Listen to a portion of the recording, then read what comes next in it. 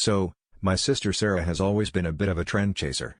First it was hot yoga, then it was the only eat purple foods diet, and now, after binge-watching an entire season of minimalist home makeovers, she decided she could totally be one of those people who lives with 4 items and a fern.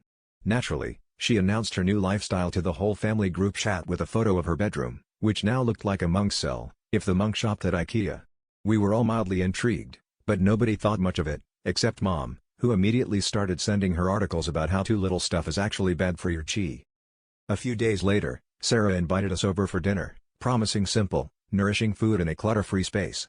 When we showed up, we were met with the most aggressively empty kitchen I've ever seen.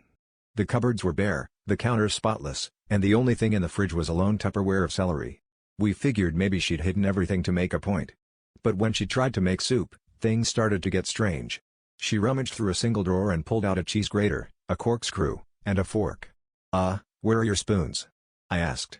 She shrugged. "I must have donated them. It's about essentials only." We watched in fascinated horror as Sarah valiantly tried to eat tomato soup with a fork, spearing the larger tomato chunks while the broth sloshed dangerously close to her lap. "It's fine, you just have to drink it straight from the bowl," she reassured us, before realizing she'd also donated all her bowls. She ended up serving the soup in a flower vase she found in the living room, which at least had the advantage of a handle, though the petals floating on top added a certain earthy flavor none of us were prepared for.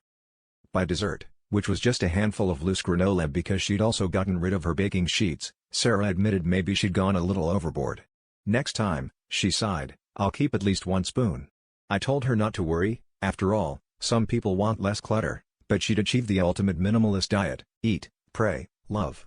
But mostly pray you don't drop your soup on the carpet.